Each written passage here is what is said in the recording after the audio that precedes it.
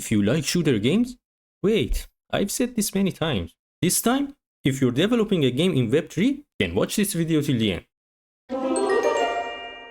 Hello gamers, Cryptokoosha here. Today, I'm looking at Rage Effect, another shooter game that I found interesting to talk about. Plus, it was a Saturday and I needed a lazy break. And this time, I will let you decide if I have invested in this project or not.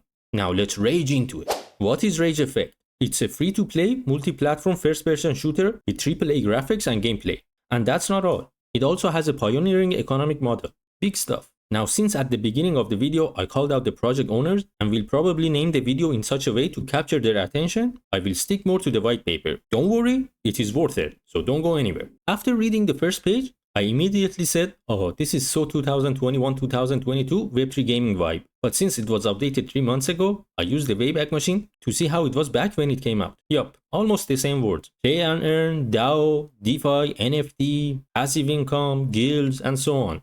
A Web3 buzzword bingo. They also mention games like Counter-Strike, Call of Duty, and Battlefield to make sure they capture every gamer's attention for this genre. Their vision is to make Web3 gaming as user-friendly as possible and avoid complex and unwelcoming onboarding methods. But I have to tell you, if you want to play this game, first you need to download the GameSwift launcher and sign up on it. You might have heard of this launcher only if you have played Star Heroes. You can check my video on that too. And of course, since there will be tokens and NFTs involved, eventually you would need a wallet. And to make life easier, you can only trade the NFTs on a third-party marketplace. Yep. It means you have to leave the game anytime you want to sell or buy skins for your weapons. Oh, and it seems your PC account is different from the mobile version. And not just that, the database is different too, since I can have 2 Cryptokoosha usernames in this game, one on each platform. No wonder they keep showing the mobile version and the PC version of the game menus and maps in the white paper. The true meaning of cross-play. Speaking of maps, they share a bunch of them. But does anyone know why the head-up display keeps changing? Anyways, the lore section talks about these charms that once activated, give you temporary bursts of power, called Rage Effect. Ooh. But since for now, the game is a wasteland, I don't think we need to turn the tides of battle anytime soon. Now, if I show this game to my developer friend, who doesn't game much, he would say, wow, this looks good. But from a person with 25 years of gaming experience, this is a... How's this for Rage Effect? When I play these games, I start to appreciate the likes of Counter-Strike even more. But to be fair, this is not the worst I have seen in this space. Plus, we are still in the beta version too. Whatever that means. The gameplay section talks about the 6 game modes that the game will have. Here, there are 2 things I need to point out.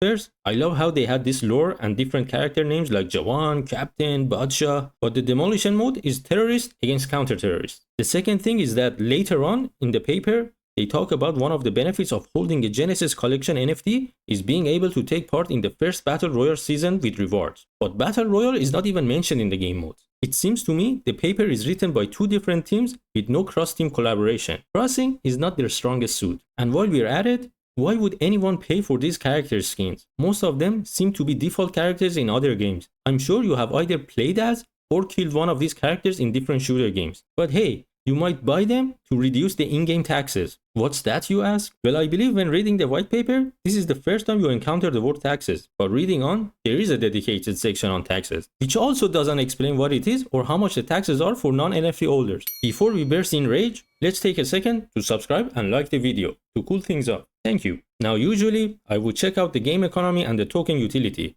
But since there is not much information shared about the token metrics, I'm not going to even bother. But in my opinion, if this project is worth more than $200,000, including their computers, laptops, and any other assets they might have, then this is too expensive. To wrap this video, first, I would tell all gaming projects, us gamers, rarely care on what blockchain you are. In ideal scenario, you shouldn't even know. And you might say, each chain has its own cult and community you want to get involved with your game. But if your game is fun, gamers will jump through any hoops to play it. Just think of the poor Canadian player catching Pokemons in the freezing temperatures. Second, you don't need to have a Genesis NFT collection, especially if you want to have a larger player base. You just create a burden for yourself to satisfy the minority while making the rest of the players salty. Third, and most importantly, games have to be fun. For example, I know if I play Illuvium, I can earn from it in its current airdrop campaign. However, if I'm not having fun, I already have such a thing in my life. It's called work. And no, You don't have to be the best looking game to be fun. Go easy on our computers. Anyways, now that you have watched the video, you tell me if I have invested in this project or not. Also, share your thoughts about it. I read all the comments. Thanks for watching. Subscribe if you like the content. And one more thing, they also talk about being official partners of PlayStation and Xbox. Usually, I would say take this with a grain of salt, but this time, take it with a pile of